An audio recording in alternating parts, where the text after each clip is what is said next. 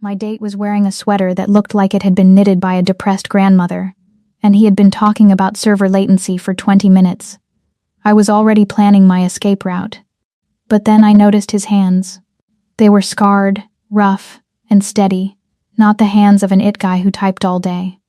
I was about to ask him who he really was, but the front window of the bistro exploded before I could open my mouth.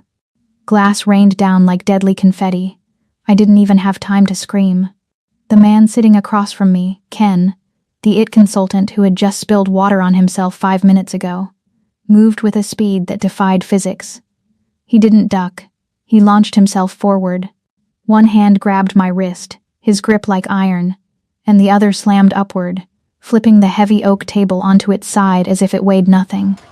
We crashed to the floor behind the makeshift barricade, just as the wood splintered under a hail of bullets. Welcome back, my fierce hearts and midnight dreamers. Before we dive into the chaos, make sure you're subscribed, hit that like button, and tell me where you're watching from. I love seeing our little dark romance family stretch across cities, countries, and time zones. Every click, every comment, every bit of love you leave here helps us keep unraveling these dangerous love stories and high-stakes betrayals together. So find your quiet place, dim the lights, and get ready. Let's begin. Dust and plaster filled the air, choking me. My heart hammered against my ribs like a trapped bird, but my mind, the part of me that tracked illicit funds through shell corporations and offshore accounts, snapped into a cold, hyper-focused clarity. "Stay down," Ken whispered. But the voice wasn't Ken's. The high-pitched, stuttering tenor I'd endured for the last hour was gone. This voice was a low, guttural rumble, vibrating with command. I looked up at him through the haze. The oversized glasses were skewed on his face, but the man beneath them had changed. The slump in his shoulders had vanished. He was crouched like a predator, checking the reflection in a shard of broken glass near his boot. "3 shooters," he murmured, more to himself than to me. "Entry points Alpha and Bravo. You're not in it," I hissed, wiping drywall dust from my cheek. He didn't look at me.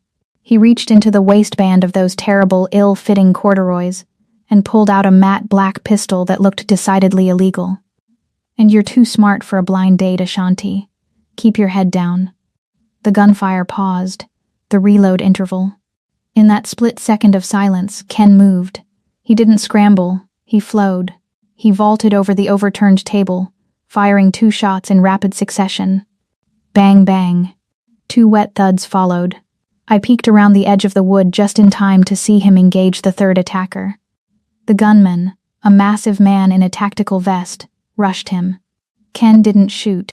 Instead, he holstered the weapon in a blur of motion, caught the man's wrist, and twisted it with a sickening crunch. He swept the man's legs, driving a knee into the attacker's chest as they hit the ground. A single sharp blow to the throat ended the struggle. Silence fell over the ruined bistro. The only sound was the sizzling of a severed electrical wire near the bar. I stood up slowly, my legs shaking, but I forced myself to remain upright. I wasn't going to cower. I analyzed the scene. The precision, the efficiency. This wasn't a street brawl, this was military-grade execution. Or worse.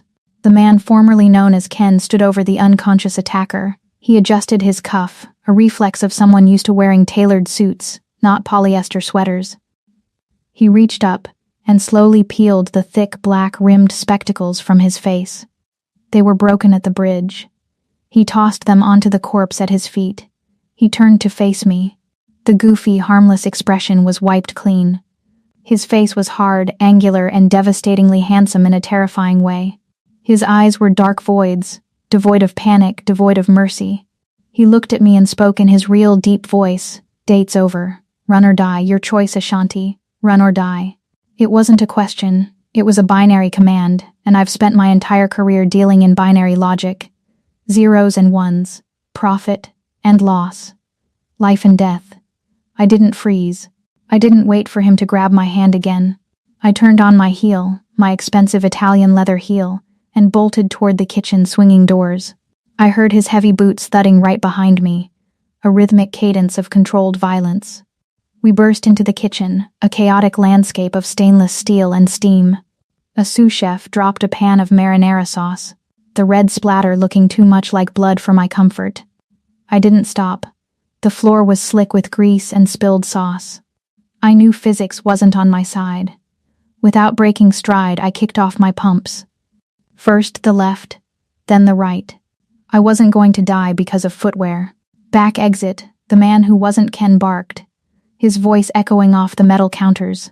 He was guiding me, his body acting as a shield between my back and the dining room we just fled.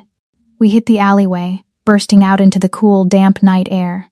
It smelled of wet asphalt and rotting garbage, a stark contrast to the aroma of truffle oil we had left behind. My lungs burned, adrenaline flooding my system with a metallic taste. "Where is your car?" I demanded, breathless, scanning the alley for the rusty hatchback Ken had claimed he drove. "Here." He didn't point to a hatchback. 3 matte black SUVs tore around the corner, their engines roaring like trapped beasts. They moved in perfect formation, tires screeching in unison as they boxed us in, creating a wall of steel between us and the street. The doors of the lead and rear vehicles flew open instantly. 6 men spilled out. They weren't wearing sweaters. They were dressed in sharp, identical charcoal suits, earwigs coiled behind their ears, submachine guns held low and ready. I stepped back, my bare feet scraping against the grit of the pavement. I expected them to aim at us. Instead, they formed a perimeter. The closest one, a man with a scar slicing through his eyebrow, bowed at a perfect 90-degree angle. "Sajing Nim," he said, his voice reverent. "The perimeter is compromised. We need to move, now. Sajang Nim, boss. President." I looked at my date. The bumbling IT consultant was gone. He stood tall, acknowledging the bow with a curt nod that screamed authority. He grabbed my arm, not gently this time, and shoved me toward the middle vehicle. "Get in," he ordered. "I'm not getting in that car with you," I snapped, digging my heels in. "I'm calling the police." He didn't argue. He didn't plead. He simply scooped me up as if I weighed no more than a ledger, tossed me into the back seat of the armored SUV, and climbed in after me. The heavy door slammed shut with a finality that made my stomach drop. The lock engaged with a hydraulic hiss. "Go," he told the driver. The SUV surged forward, the force pinning me against the plush leather seats. Inside, the air was filtered and cool, completely silent despite the chaos outside. The soundproofing was military grade. I scrambled to the door handle, yanking it. Locked. I checked the window controls. Disabled. I was trapped in a luxury cage. Next to me, the man began to strip. I pressed myself against the door, watching with wide eyes. "What the hell do you think you're doing?" He ignored me. He grabbed the hem of that hideous, depressed grandmother sweater and pulled it over his head, balling it up and throwing it onto the floorboard with disgust. Underneath, he wasn't wearing a t-shirt. He was wearing a white dress shirt, the top 3 buttons undone, revealing a chest that was definitely not engineered by sitting in front of a computer screen. But it was what was strapped over the shirt that held my attention. A dual shoulder holster, leather worn soft from use, housing 2 extra magazines and a knife. He adjusted the holster, rolling his neck as if shedding the Ken persona had physically relieved a cramp. He ran a hand through his hair, messing up the gelled-down, nerdy side part, letting it fall in a dark, unruly wave over his forehead. The transformation was terrifying. The clumsy geek was a mask. This lethal, cold-eyed stranger was the reality. "Who are you?" I asked, my voice shaking slightly, though I hated it. I forced myself to channel the same tone I used when auditing a CEO suspected of embezzlement. "And don't tell me you're a consultant." He looked at me, really looked at me, for the first time since the shooting started. He pulled a handkerchief from his pocket and wiped a speck of blood from his jaw. "I'm the man who just saved your life. You're welcome." "Saved my life?" I laughed, a sharp, incredulous sound. "You endangered it." Those men weren't robbers holding up a bistro for the cash register. They breached through 2 entry points simultaneously. They used suppression fire to pin down the exits while the point man advanced. That was a tactical hit squad. He stopped wiping his face. His hand froze in midair. He turned his head slowly, his dark eyes narrowing. "Continue." "You think I'm stupid?" I challenged, my fear transmuting into anger. I analyze patterns for a living. Robbers want money. Kidnappers want leverage. Assassins want a body. They wanted you dead. And you, I gestured to his holster. You moved like you've done this 1,000 times. You anticipated the reload. You broke a man's neck with zero hesitation. You are not Ken the It Guy. So I will ask you one more time. Who are you? A heavy silence filled the cabin. The driver kept his eyes on the road, not daring to look in the rearview mirror. The man leaned back, a faint, dangerous smile touching the corner of his lips. It wasn't a nice smile. It was the smile of a wolf realizing the sheep has sharp teeth. You're observant, Ashanti. That's a rare quality, and usually a fatal one. Is that a threat? It's a fact, he said, his voice dropping an octave. My name is Jung Ki-hyung, and you are correct.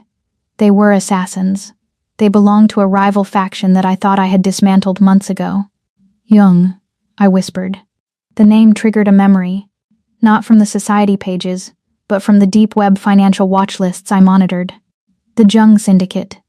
Logistics. Shipping. Construction. And a massive invisible empire of black market trade. You're the head of the Jung Syndicate, I stated, the realization hitting me like a physical blow. I went on a blind date with a mob boss. I prefer businessman, he drawled. I want out, I said, reaching for the door handle again, rattling it uselessly. Let me out right now. Drop me on the corner. I won't say anything. I just want to go home. No. Excuse me? You can't go home, Ashanti. He turned his body toward me, invading my personal space. The scent of gunpowder and expensive cologne filled my nose. They saw your face. You were sitting at my table. In their eyes, that makes you an associate. A weakness. If I let you out of this car, you will be dead within the hour. Or worse, they'll use you to get to me. I am not a weakness. I yelled, losing my composure. And I am certainly not an associate. I have a life. I have a deposition at 9:00 a.m. tomorrow with the SEC regarding the Sterling merger. I have a reputation. I cannot be kidnapped by a Korean Mafia lord because his enemies have bad aim. He blinked. You're worried about a deposition? I am a senior forensic accountant, Mr. Jung. My time is billable at $500 an hour, and right now, you are costing me money. I don't care about your turf wars. I care about my schedule. He stared at me, sheer bafflement warring with the cold calculation in his eyes. He clearly expected me to be crying about a sick mother or a cat left alone in an apartment. He wasn't prepared for me to be furious about SEC compliance. You are a strange woman, he muttered. And you are a liar, I countered. Open the door. I can't do that. The car suddenly dipped. The ambient streetlights outside the tinted windows vanished, replaced by the rhythmic strobe of overhead industrial lighting. The acoustics changed, the hum of the tires becoming a hollow roar. We were in a tunnel. Where are we going, I asked, a fresh wave of panic rising in my throat. Ki-hyung leaned back, crossing his arms over his chest, the holster creaking softly. He looked at me with a terrifying finality. We are going to the only place where they can't reach you, he said softly. Forget the deposition, Ashanti. Forget the SEC. Forget your apartment. What do you mean? He looked straight into my eyes, and I saw the iron bars of a prison sentence in his gaze. Your old life ended the moment you sat down at my table. The elevator ride was a study in silence and suffocation. There were no buttons inside the brushed steel cabin, only a sleek black panel that required Ki-hyung's thumbprint and a retina scan to operate. The machine hummed, ascending 50 floors in seconds, carrying us away from the grid of the city and into the stratosphere of the untouchable. When the doors slid open, I stepped into a space that cost more than the GDP of a small island nation. The penthouse was massive, walled entirely in floor-to-ceiling glass that offered a panoramic view of the city skyline, a glittering grid of lights that felt 1,000,000 miles away. But it was cold. The floors were polished concrete and black marble. The furniture was sparse, sharp-angled Italian design that looked like it had never been sat on. There were no photos, no knickknacks, no warmth. It wasn't a home, it was a mausoleum for the tax bracket that didn't pay taxes. This way, Kyung said, his voice echoing in the cavernous space. He led me down a hallway lined with abstract art that looked like violence captured in oil paint. He stopped at a heavy oak door and pushed it open. You'll stay here, he said. It has an ensuite bathroom. There are clothes in the closet, my sister's from when she visits. They should fit. I walked in. It was a guest suite, larger than my entire apartment. And how long am I supposed to stay in this hotel room? Until the threat is neutralized, he replied, his face an impassive mask. He held out his hand. Your phone, Ashanti. I clutched my clutch bag tighter. You're joking. GPs, he said simply. They can track it. Give it to me, or I take it.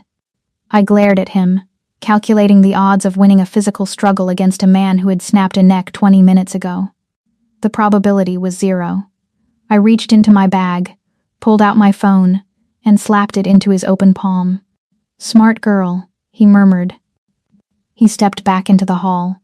I'll have food sent up. Don't try the windows, they're impact-resistant polycarbonate. Don't try the door, it locks from the outside. Wait. I moved toward him, but the heavy door clicked shut.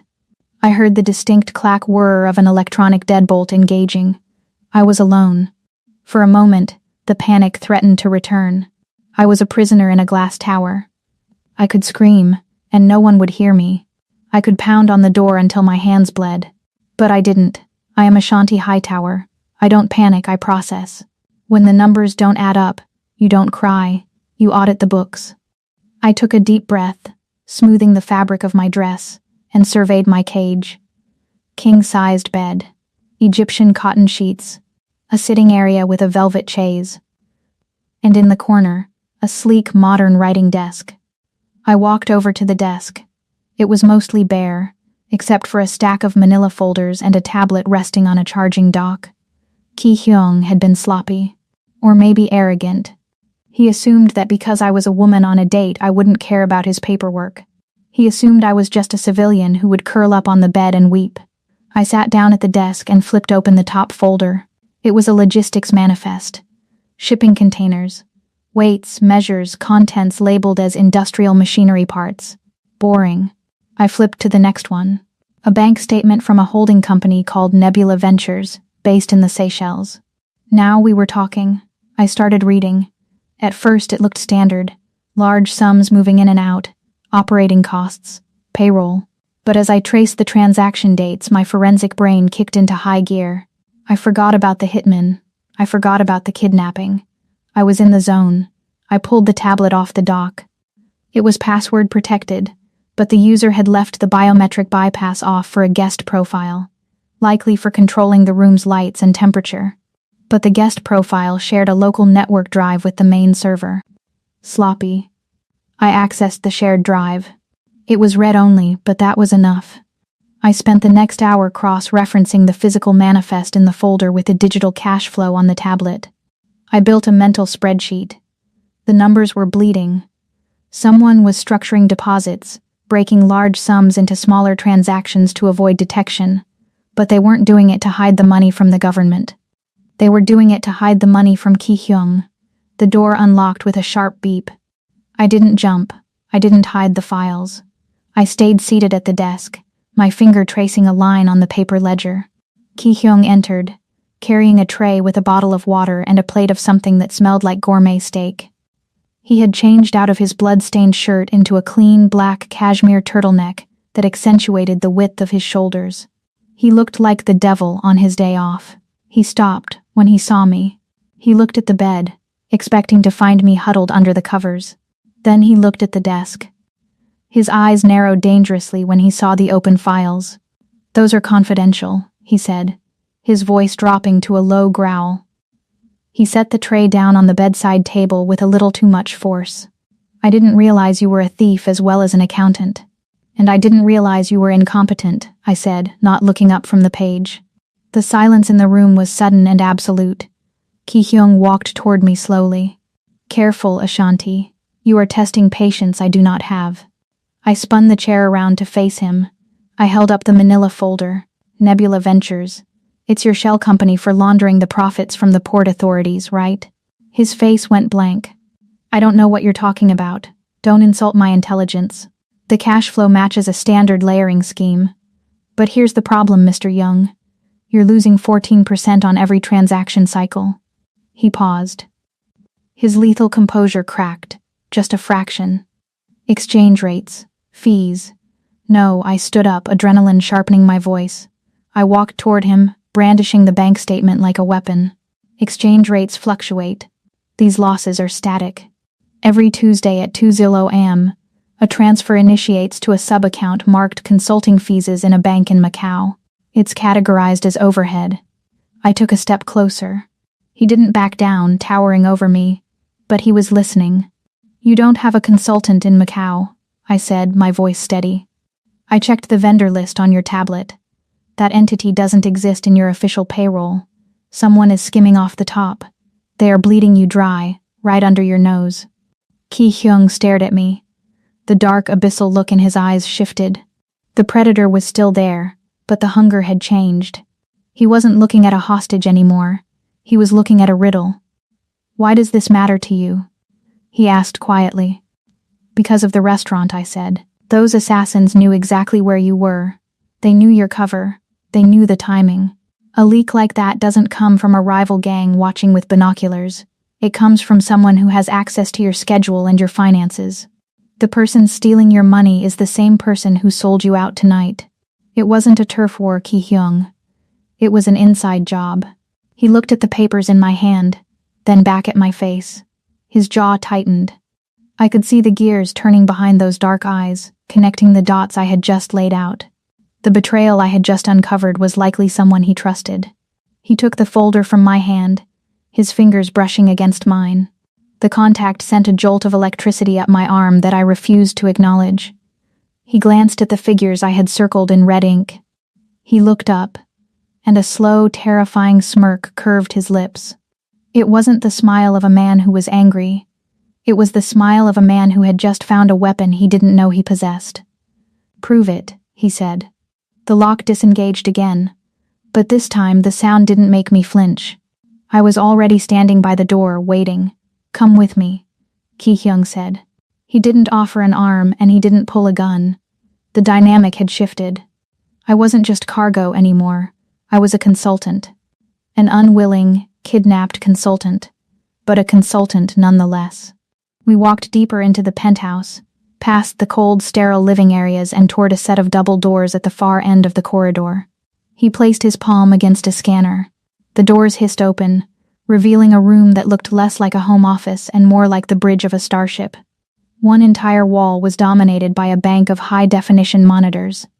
Maps of the city, live feeds from shipping docks, scrolling tickers of stock prices, and encrypted communication logs flickered in a mesmerizing dance of data. The air conditioning was cranked lower here to keep the servers cool. It hummed with the quiet, expensive sound of raw computing power. Impressive, I admitted, stepping inside. My heels clicked on the glass floor. Yes, glass, with server racks visible underneath. A bit Bond villain, but efficient. Sit, Ki Hyung pointed to a sleek leather chair in front of the main console.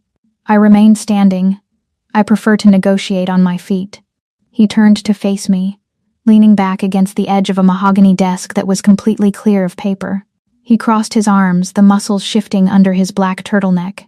You were right, Ashanti. I ran a diagnostic on the Macau account. The funds are being siphoned. And the timestamp on the leak matches the encrypted burst transmission sent from this building 3 hours before our date. The call is coming from inside the house, I said dryly. Exactly. The ghost in my ledger isn't just stealing money. They are selling my movements. In 2 weeks, the syndicate hosts the Midnight Gala. It's a mandatory gathering of the 5 families.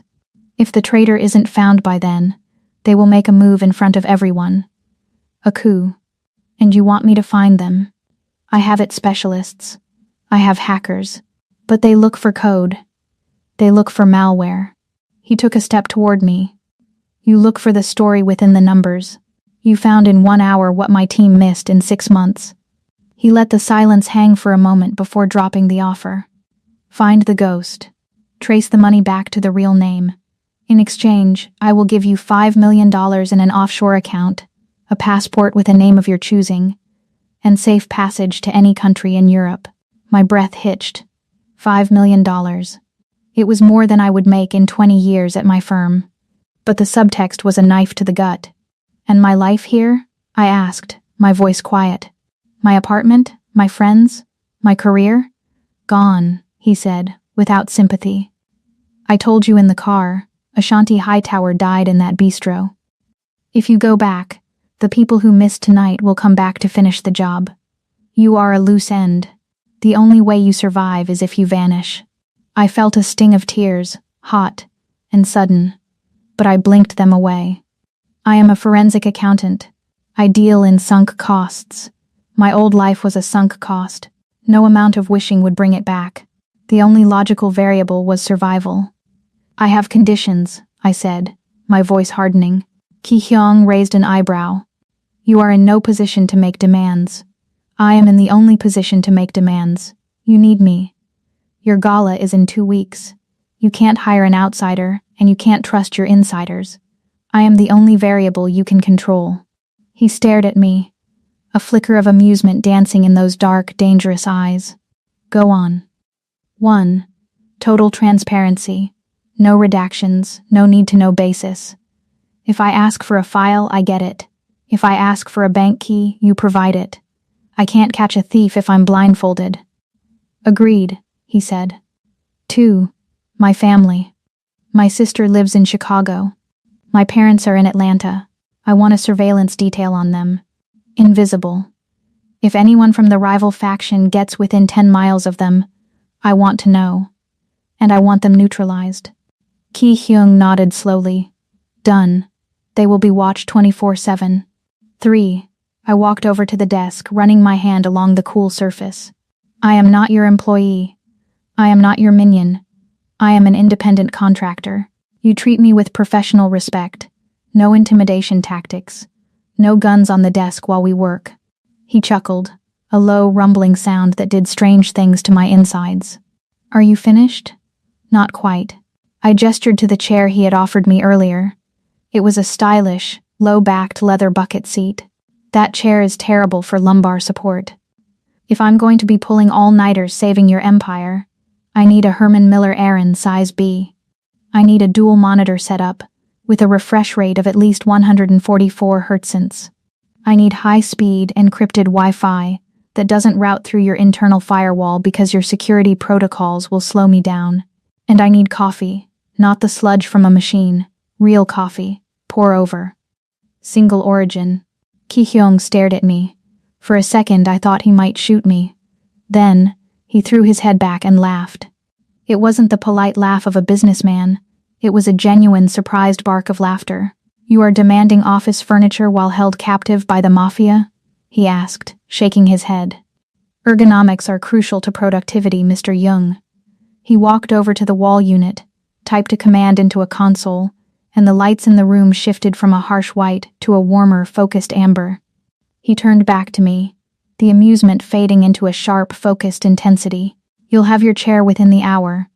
The hardware is already top of the line. Check the specs yourself. As for the respect... He stepped close, looming over me, his scent enveloping me again. Clean, masculine, dangerous. Earn it. He gestured to the main console. I didn't back down. I walked past him, claiming the space. I sat down in the terrible leather chair. He was right. It was uncomfortable, and woke the system. The screens flared to life, casting a blue glow over my face. I cracked my knuckles. I saw the directory of financial logs waiting for me. It was a mess. A beautiful, chaotic, criminal mess. I felt a rush of adrenaline. This was my world. He might rule the streets, but in here, in the data, I was the queen. I looked up at the most dangerous man in the city, who was watching me with a look that hovered somewhere between suspicion and fascination. Well, I said, arching an eyebrow. Pour me some coffee, boss. We have work to do. The city was weeping. Rain lashed against the floor-to-ceiling glass of the penthouse, turning the panoramic view of the skyline into a blurred, watery, impressionist painting. It was 3:00 am. The world was asleep, But in the command center, time didn't exist. The only light came from the bank of monitors in front of me, casting a cool spectral blue glow over my hands as they flew across the mechanical keyboard. My eyes were dry, burning with fatigue, but my mind was wired, fueled by the third cup of single-origin pour-over coffee that had miraculously appeared at my elbow an hour ago. I was deep in the digital trenches, tearing apart the sub-ledger of Nebula Ventures. I was hunting for patterns, microtransactions that didn't fit the algorithm of standard money laundering. Behind me, there was a different kind of rhythm. Click. Snap. Slide. Jung Ki-hyung was sitting on the edge of his mahogany desk, bathed in the shadows. He wasn't looking at screens. He was methodically dismantling a matte black handgun, a Sig Sauer P226. I knew the model because I'd looked it up earlier, needing to categorize the threat level in the room. He cleaned the weapon with the same obsessive precision I applied to spreadsheets. He wiped the slide, oiled the spring, and reassembled the mechanism with a blind familiarity. The contrast was jarring. I was fighting a war with data, tracing the invisible currents of corruption. He was preparing for a war of blood and bone. My weapon was the mind. His was the metal. And yet, in this quiet, storm-battered room, the two felt strangely aligned. "You're frowning." His voice cut through the silence, deep and textured like rough velvet. I didn't stop typing. "I'm not frowning. I'm thinking. There's a variance in the Q3 reports that doesn't make sense. Someone is paying a vendor listed as catering, but the routing number goes to a bank in Estonia known for handling crypto exchanges, Ashanti." The way he said my name, slowly, rolling the syllables, made my fingers pause. I spun my chair around. He had set the gun down. He was watching me, his dark eyes reflecting the blue light of the screens. He looked tired too, but it only made him look more dangerous, like a wolf waiting out a storm. "Why are you single?" he asked. The question was so unexpected, so mundane in the midst of our high-stakes reality, that I laughed. "Is this part of the interrogation?" "Curiosity," he countered. "You are beautiful. You are brilliant. You have a spine of steel. Yet, according to your file, you live alone, you spend your weekends working, and your last relationship ended 3 years ago. Why?" I looked at him, measuring my answer. I could give him the polite version, that I was busy, that I was career-focused. But the air in the room was too heavy for small talk. We were conspirators now. "Men don't like women who can calculate their net worth faster than they can order dinner," I said softly, leaning back in the ergonomic chair I had demanded. "I see details. Ki-hyung. I notice when their stories don't line up. I notice when they're living beyond their means. I notice the lies before they even speak them. It intimidates them. They want a girlfriend, not an auditor." Ki-hyung slid off the desk. He walked toward me, his movements silent on the glass floor. He stopped just inches from my knees, towering over me. The space between us suddenly felt charged, the air thick with static electricity. "Cowards," he murmured. "Most men are," I agreed, my breath hitching slightly as he leaned down, bracing his hands on the armrests of my chair, trapping me in his space. "I am not looking for a dependent, Ashanti," he said, his voice dropping to a whisper that vibrated in my chest. "I don't want someone who needs me to open the door or pay the bill. I live in a world where everyone wants something from me. Power, protection, money." He reached out, his hand hovering for a second before his fingers grazed the side of my neck. His skin was rough, calloused from the gun, but his touch was shockingly gentle. He traced the line of my jaw, his thumb resting against my pulse point. He must have felt how fast my heart was racing. "I don't want a fan," he continued, his eyes searching mine, dark and intense. "I'm looking for an equal, someone who sees the monster and doesn't run, someone who can stand in the fire with me and not burn." "I might burn," I whispered, my voice betraying me. "No." He shook his head, leaning closer. His lips were inches from mine now. I could smell the gun oil, the rain, and the warm musk scent of his skin. "You are the fire." My logical brain, the part of me that analyzed risk and consequence, was screaming danger. This was the Stockholm Syndrome talking. This was a trauma bond. This was the most irrational thing I could possibly do. But my body didn't care about logic. My body wanted to close that gap. I tilted my head back, my eyes fluttering shut, surrendering to the pull. His breath brushed against my lips, hot and demanding. Ping. The sound was sharp and piercing, cutting through the haze of desire like a knife. My eyes snapped open. Ki-hong froze. It was the computer. The search algorithm I had set up an hour ago. The match, I gasped, the professional part of my brain slamming back into the driver's seat. I scrambled back, spinning the chair around to face the screens. Ki-hyung straightened up immediately, the lover vanishing, the boss returning. He stood behind me, looking over my shoulder. "What is it?" he demanded. "The vendor," I said, typing furiously to bring up the details. "The catering company in Estonia." I ran a cross-reference on their tax ID against the dark web databases. I hit enter. A profile loaded on the center screen. It wasn't a catering company. "It's a front for Black Ridge," I explained, pointing at the logo, a stylized mountain peak. "They're a private military contractor. Mercenaries. Highly trained, ex-special forces, usually hired for coups in third-world countries." "Mercenaries," Ki-hyung repeated, his voice cold. "Look at the transaction dates." I highlighted the column. "The payments have been ramping up for 3 months. But the final payment, the activation fee, is scheduled to clear on the 14th. "The 14th, Ki-hyung said. "That's the night of the midnight gala." "Exactly," I turned to look at him. "The traitor isn't just stealing from you, Ki-hyung. They're using your own money to build an army. They aren't planning to embarrass you at the gala. They're planning a massacre. They're going to wipe out the entire leadership of the syndicate in one night." The realization hung in the air, heavy and terrifying. If we hadn't found this, he would have walked into a slaughterhouse. Ki-hyung stared at the screen, his face hard as granite. He absorbed the information, processing the betrayal, the strategy, the nearness of his own death. Then, he looked down at me. The hardness in his eyes softened, just around the edges. He reached out and tucked a loose strand of hair behind my ear, his hand lingering on my cheek.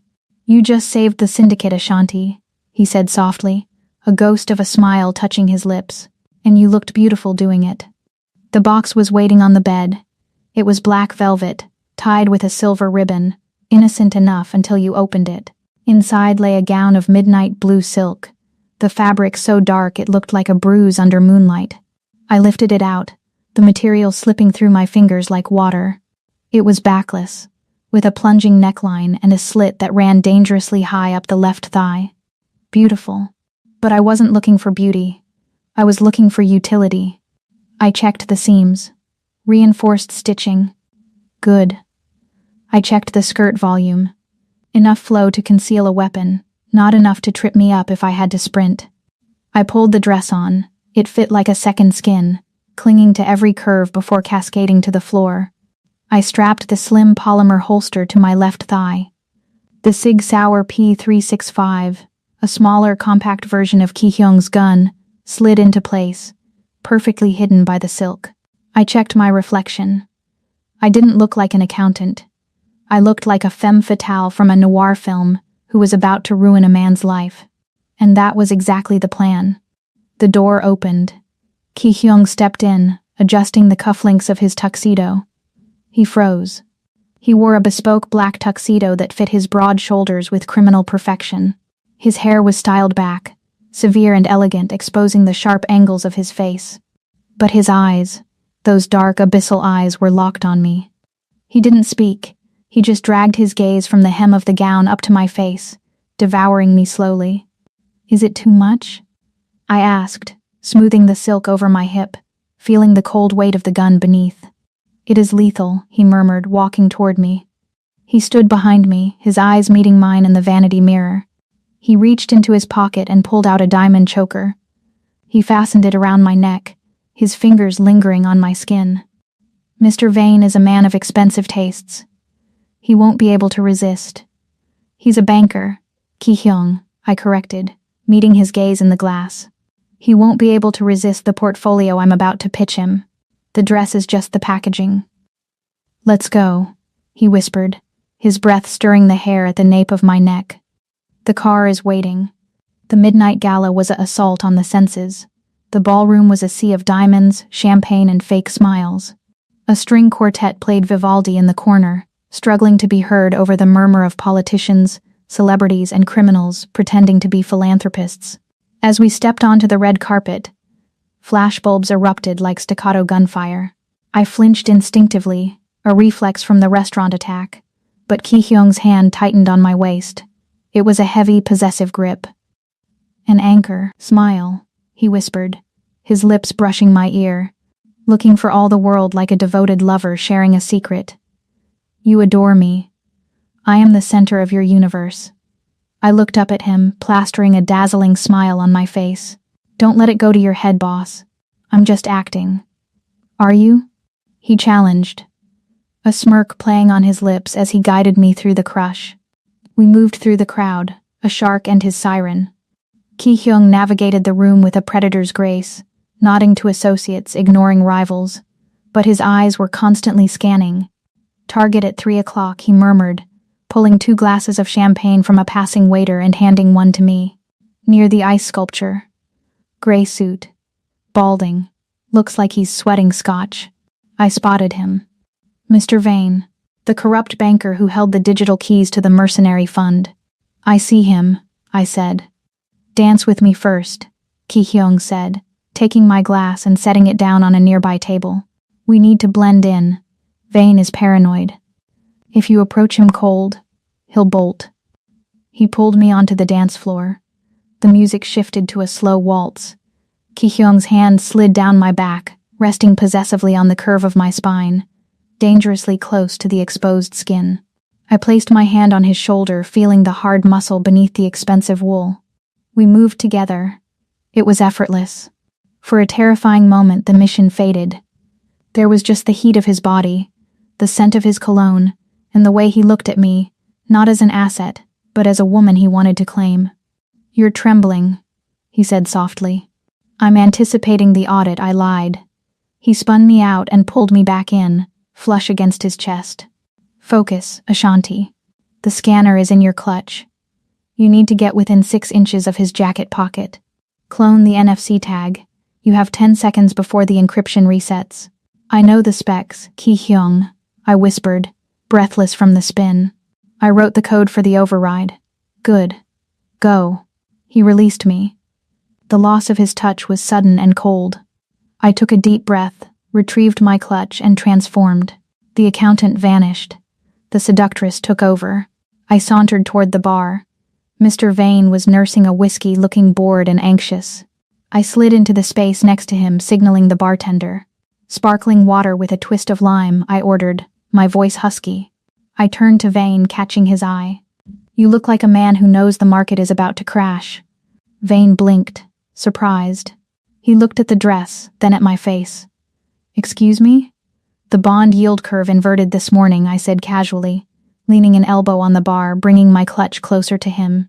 "Most people here are celebrating, but you have the look of someone heavily leveraged in emerging markets. Thailand? Or perhaps Estonia?" Vane stiffened. The mention of Estonia, where the mercenary bank was located, hit the mark. He turned fully toward me, intrigued. "You have a sharp eye for a civilian," he sneered, though his eyes were undressing me. "I'm not a civilian. I'm a risk analyst," I purred, stepping into his personal space. I reached out, brushing an imaginary piece of lint from his lapel. "And right now, Mr. Vane, you look like a very high risk." My clutch pressed against the side of his suit jacket. 1 second. 2 seconds. "Who do you work for?" Vane asked, his voice dropping, suspicion warring with attraction. "I work for the highest bidder," I said, holding his gaze. The tiny LED on my clutch blinked green. "Clone complete. Maybe we should discuss my portfolio in private," Vane suggested, licking his lips. "Maybe later," I smiled, stepping back. "I have to check the numbers first." I turned and walked away, my heart hammering against my ribs. I had it. The key to the mercenary fund. The key to stopping the massacre. I scanned the room for Ki-hyung. I found him near the exit, waiting. But as I walked, I felt eyes on me. Not the lustful eyes of the crowd. Panic. I glanced back. Mr. Vane wasn't looking at me. He was looking past me. He was looking at the man waiting for me in the shadows. Vane's face went white. He recognized the silhouette. He recognized the posture. The young syndicate. Vane's hand flew to his ear. He began shouting into his lapel microphone, signaling security. Ki Hyung saw it happen. His demeanor shifted instantly from gala guest to combatant. He strode toward me, closing the distance in 3 long strides. He didn't offer his arm. He grabbed my hand, his grip crushing. He made me, I hissed. I know, Ki Hyung replied, his voice calm and terrifying. He began dragging me toward the service exit, moving fast enough to draw stairs. We have the key. Time to go. Now. The silence in the penthouse was heavier than the gunfire had been. We had made it back, shedding the black SUVs and switching vehicles 3 times. But the adrenaline was still humming in my blood like a high-voltage wire. I didn't change out of the midnight blue gown. I kicked off my heels by the door and went straight to the command center. My feet were bare against the cold glass floor, grounding me. Give me the key, I said. Ki Hyung handed me the clone device. He looked like a man holding together a crumbling dam. He poured himself a drink, amber liquid splashing into heavy crystal, and stood by the window, staring out at the rain-lashed city he claimed to rule. I plugged the device into the main terminal. The screens flickered, lines of code cascaded like digital rain, stripping away the layers of encryption Mr. Vane had built to hide the mercenary fund. It's decrypting, I said, my voice echoing in the quiet room. We'll have the source name in 10 seconds. Ki Hyung didn't turn around. It's probably the Russians. Or the Triad. Maybe, I murmured.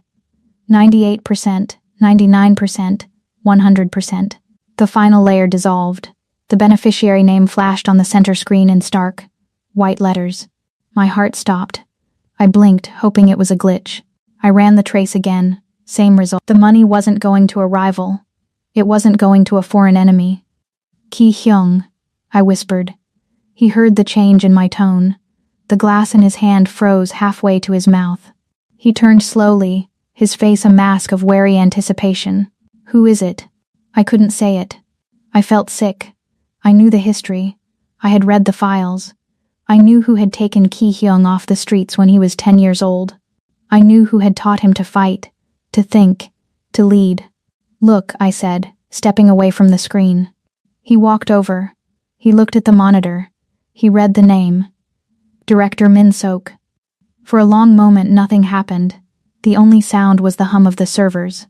Ki Hyung stared at the name of his mentor, his father figure, the man he trusted above all others. No, he said. It was a quiet, broken sound. The digital signature matches, I said softly, aching for him. The authorization came from his personal terminal. He hired Black Ridge. He ordered the hit at the bistro. He wants to wipe out the board and take the throne, Ki Hyung. No. The roar tore out of him, a primal wounded sound that shook the walls. He hurled the crystal glass across the room. It shattered against the far wall, shards raining down like diamonds. But he wasn't done. The betrayal was a physical thing, a poison in his veins that he had to bleed out. He swept his arm across the desk, sending monitors, keyboards, and lamps crashing to the floor. Sparks flew as electronics died. He turned to the nearest glass panel, a decorative partition, and punched it. Crack. The safety glass spiderwebbed under the force of his fist. He punched it again, and again. His breathing was ragged, harsh gasps tearing from his chest. He was destroying his sanctuary because it had been built on a lie. Most women would have run. A rational person would have retreated to the bedroom and locked the door until the storm passed. I am not most women. I walked through the debris. I stepped over the broken glass, ignoring the sharp edges near my bare feet. I walked straight to the man who was currently vibrating with enough rage to level the city. Ki Hyung. He didn't hear me. He was staring at his bloody knuckles, his chest heaving. I reached out and took his hand, the one he had used to punch the wall. He flinched, his head snapping toward me. His eyes were wild, dilated, unrecognizable. Don't, he rasped, pulling back. "I will hurt you. Stay away." "You won't," I said firmly. I didn't let go. I pulled his damaged hand to my chest, pressing his bloodied knuckles against the silk of my dress, right over my heart. "You won't hurt me." He was my father," Ki-hyung choked out, his voice cracking, the ruthless mafia boss dissolving into a betrayed child. "I gave him everything." "I know," I whispered. "I know." He looked at me, really looked at me, and the rage in his eyes began to shift. It morphed into something else, something desperate and hungry. He looked at me like I was the only solid thing in a world that had just turned into quicksand. "Make it stop," he groaned. "Ashanti, make the noise stop." He didn't wait for permission. He crashed into me. His mouth found mine, not gentle, not tentative, but starving. It was a kiss of devastation. He kissed me like he was trying to breathe my air because his own was toxic. I wrapped my arms around his neck, pulling him closer, meeting his desperation with my own. The silk of my dress was a thin barrier against the heat of his body. I felt the hard ridges of his muscles, the tension in his frame, the sheer raw power of him. He lifted me effortlessly, my legs wrapping around his waist, and carried me out of the ruined office. He didn't stop until we reached the bedroom. He lowered me onto the bed, following me down, his weight a heavy grounding comfort. "You're the only truth left," he whispered against my skin, his voice rough with emotion. "Don't lie to me, Ashanti. Never lie to me." "I'm here," I promised, my fingers tangling in his dark hair. "I'm right here." The night blurred into a haze of sensation. There were no more words, only the language of touch. His hands, usually so lethal, worshipped my skin. He touched me with a reverence that made my breath catch, mapping my body as if memorizing a holy text. It wasn't just sex. It was an exorcism. He was pouring all his grief, his anger, and his fear into me, and I took it all. I anchored him. I became the eye of his storm. The friction of skin against skin, the heat, the sweat, the tangled sheets. It was a desperate affirmation of life in the face of death. Hours later, the storm had passed. The rain had stopped outside. The room was quiet, bathed in the soft gray light of approaching dawn. Ki-hyung was asleep. The man who never slept, the man who was always watching the door, was passed out, his heavy arm thrown over my waist, holding me even in his dreams. His face was pressed into the curve of my neck, his breathing slow and deep. I lay awake, watching the rise and fall of his chest. The sharp lines of his face had softened. The cruelty was gone. He looked peaceful. He looked human. I brushed a lock of hair from his forehead, my heart aching with a terrifying realization. I wasn't just his accountant anymore, and he wasn't just my captor.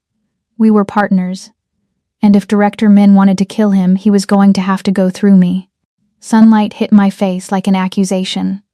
I woke up reaching for him, my hand sweeping across the other side of the bed. The sheets were cold. I sat up, blinking against the harsh morning glare. The softness of the night before, the vulnerability, the shared breath, the silent promises, had evaporated. In its place stood a man who looked like he had been carved out of granite. Ki-hyung was standing by the window, fully dressed in tactical black. He was holstering his weapon, his back to me. He didn't look like the lover who had held me while he slept. He looked like the boss of the young syndicate. "Get dressed," he said. His voice was flat, devoid of emotion. "You're leaving." I rubbed the sleep from my eyes, the sudden shift in temperature making me shiver. "What? Is the coffee ready?" He turned around. His face was a closed door. "There is no coffee. There is a helicopter waiting on the roof in 10 minutes. It will take you to a private airfield. You're going to a safe house in Zurich. New identity, new accounts. The deal is done."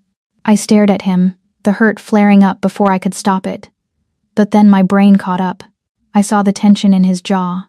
I saw the way his hand hovered over his gun, not out of aggression, but out of a need for control. He wasn't rejecting me. He was terrified. I threw off the covers and stood up, not caring that I was naked. I walked straight to my discarded dress. "So that's it?" We sleep together, and you ship me off to Switzerland? It was a mistake, he said coldly. Last night was a lapse in judgment. You are a civilian. You are a liability. I can't fight a war with men if I'm worried about babysitting you. I pulled the silk dress on, my movements jerky with anger. I marched up to him and poked him hard in the chest. Don't lie to me, I hissed. And don't you dare do the noble sacrifice thing. It's a cheap cliche, and you're better than that. We are partners, Ki-hyung. I found the leak. I decrypted the ledger. You need me. I need you safe. He roared, the mask cracking for a split second. He grabbed my shoulders, his grip desperate. Min knows. If he knows about the money, he knows about you. You are the only thing in this world he can use to break me. I won't let him have you. Then let me fight. I yelled back, I am not a damsel. I am the one who...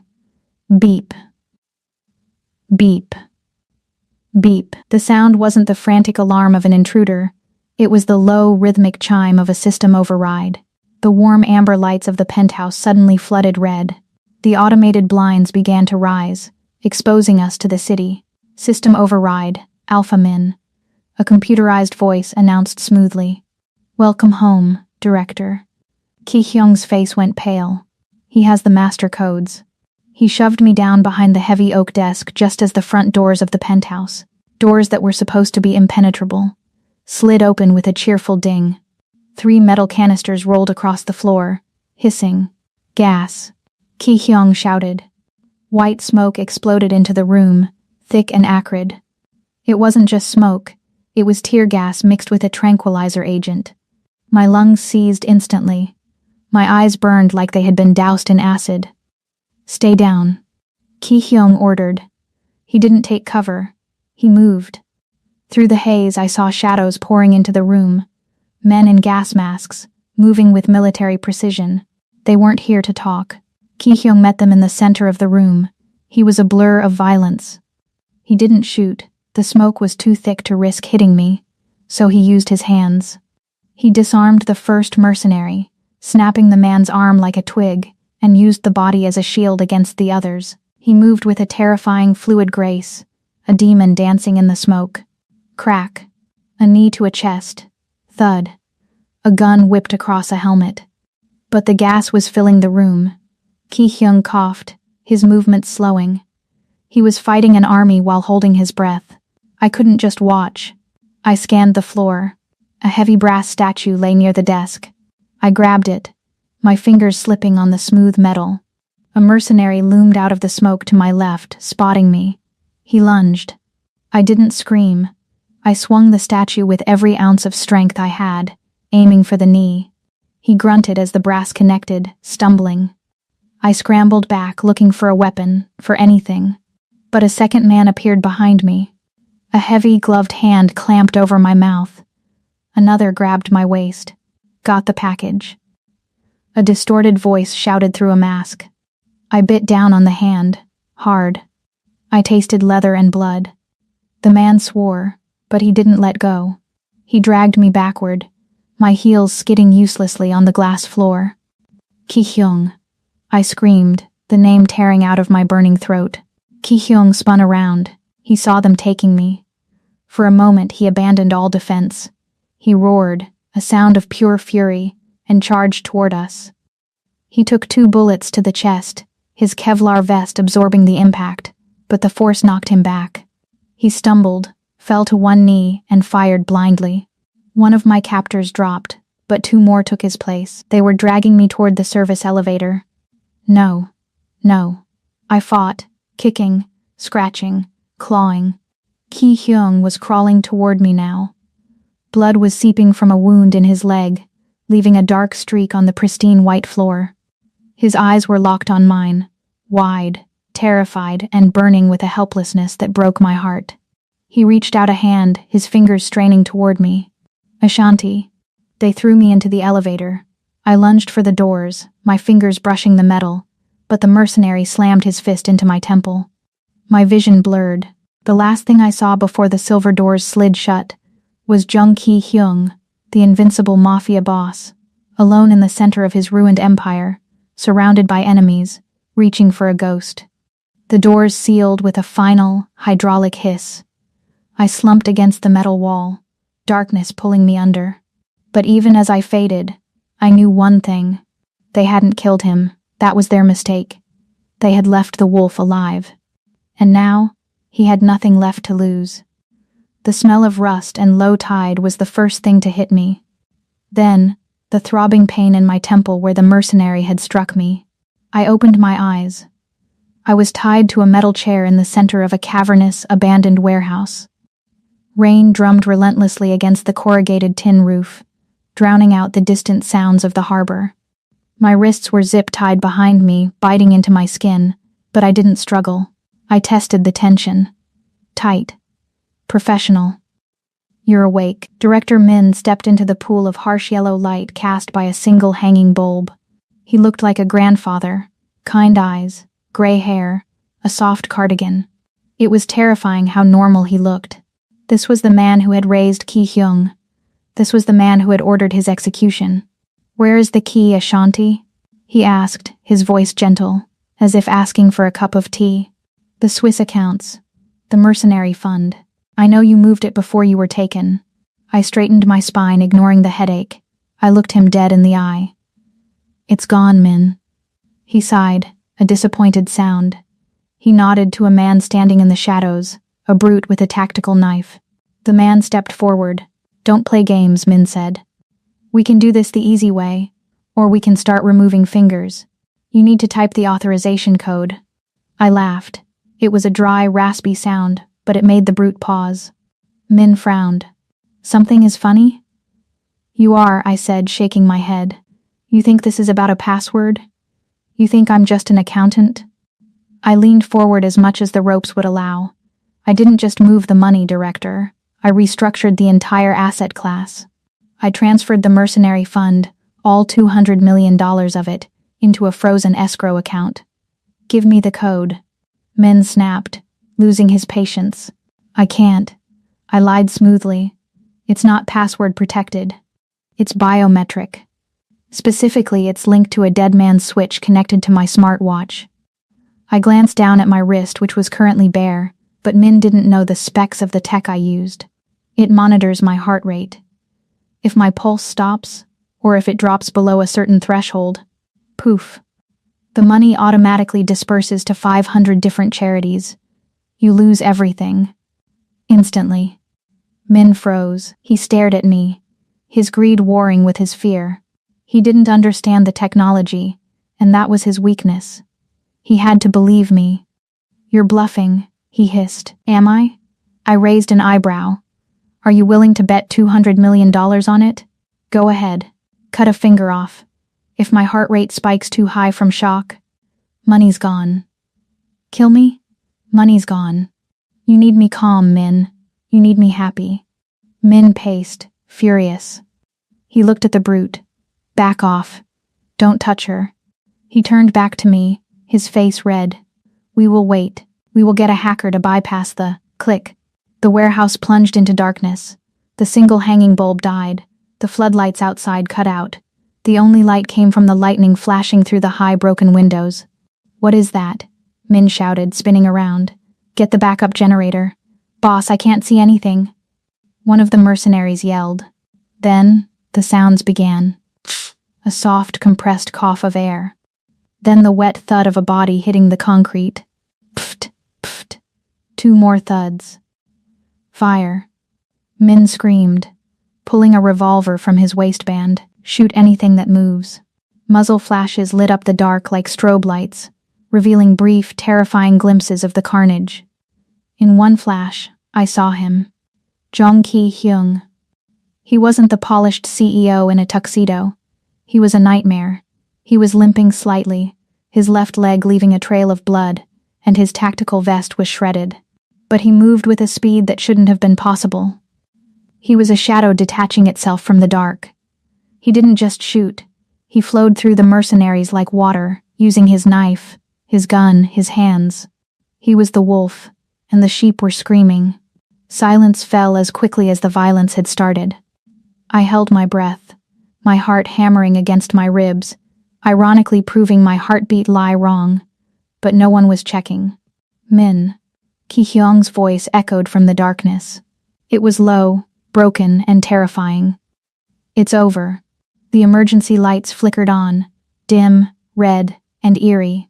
Min was standing behind me. In a panic, he grabbed my hair and yanked my head back, jamming the cold barrel of his revolver against my temple. Stay back. Min shrieked, his composure gone. I'll kill her. I swear to God, Ki Hyung, I'll blow her brains out. Ki Hyung stepped into the pool of red light. He was 10 feet away. He was covered in blood. Some his, mostly others. He had his gun raised, aimed directly at Min's head. But he hesitated. Min was using my body as a shield. Ki Hyung's eyes locked onto mine. I saw the agony in them. He couldn't take the shot. The risk was too high. If he missed by an inch, I was dead. Drop the gun. Min yelled, pressing the barrel harder against my skin. Drop it, or the girl dies. Ki Hyung's hand trembled. He started to lower the weapon. He was going to surrender. He was going to let men win to save me. No. I wouldn't let him die for me.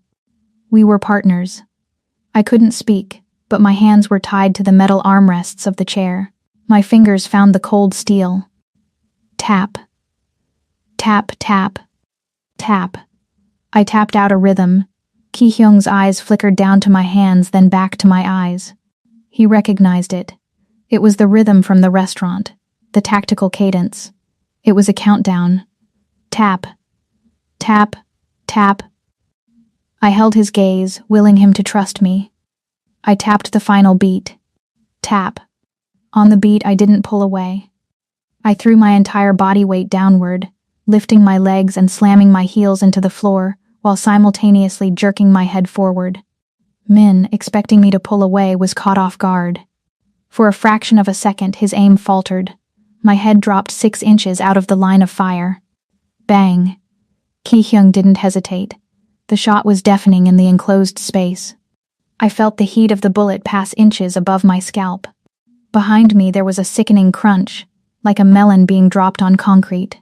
The grip on my hair released instantly. Director Min collapsed backward, a single clean hole in the center of his forehead. I gasped, air rushing back into my lungs. Ashanti. Ki Hyung was there before I could blink. He holstered his gun and fell to his knees beside the chair. His hands, usually so steady, were shaking as he pulled a knife to slice through the zip ties on my wrists. Are you hurt? He demanded, his voice rough, frantic. He grabbed my face, checking my eyes, my temple, my neck. Did he touch you? I'm fine, I choked out, my hands finally free. I reached for him, grabbing the front of his blood-soaked vest. I'm fine. You're the one bleeding. I don't care, he breathed. He pulled me into him, burying his face in the crook of my neck. He held me so tight it hurt, but I didn't care. I wrapped my arms around his shoulders, feeling the tremors running through his body. The monster was gone. The boss was gone. This was just a man who had almost lost the only thing that mattered. I thought I lost you, he whispered into my skin, his voice breaking. When the elevator closed, I thought that was it. You can't get rid of me that easily. I whispered back, tears finally spilling over. I still haven't sent you the bill for my consulting fees. He let out a jagged, wet laugh. He pulled back, looking at me with an intensity that burned. He wiped a tear from my cheek with his thumb, smearing a little blood on my skin. But it didn't matter. It was a war paint of survival. Let's go home, Ashanti, he said. To the penthouse? I asked. No. He shook his head, standing up and pulling me to my feet, supporting my weight. The penthouse is compromised. We're going somewhere else. Somewhere no one can find us. He scooped me up into his arms, ignoring his own limp, and carried me out of the warehouse, into the rain, leaving the bodies and the betrayal behind us in the dark. 3 months later, the Paris sunlight was golden, spilling over the wrought iron balcony of the cafe and warming the rim of my espresso cup. It was a stark, beautiful contrast to the gray rain and gunpowder that had defined my life just 90 days ago. I adjusted the lapel of my white tailored blazer. No more silk gowns. No more hiding. I was the chief financial officer of Young Logistics, a perfectly legitimate shipping conglomerate that dominated the European market. Well, mostly legitimate. Across the table, Ki Hyung was reading the Financial Times. He looked different. The lines of exhaustion around his eyes were gone, smoothed away by peace and proximity. He wasn't wearing body armor today, just a navy linen suit that cost more than the cafe we were sitting in. Clatter. A young waiter dropped a silver spoon onto a ceramic saucer at the next table. The sharp, metallic ring cut through the ambient chatter. Ki-hyung didn't flinch. He didn't jump. But his right hand moved. It was a blur, a phantom reflex reaching for a holster that wasn't there anymore. His eyes snapped up, instantly scanning the perimeter, assessing threats, calculating exit routes. I reached across the table, covering his hand with mine. My touch was the only thing faster than his reflexes. "Relax," I murmured, holding his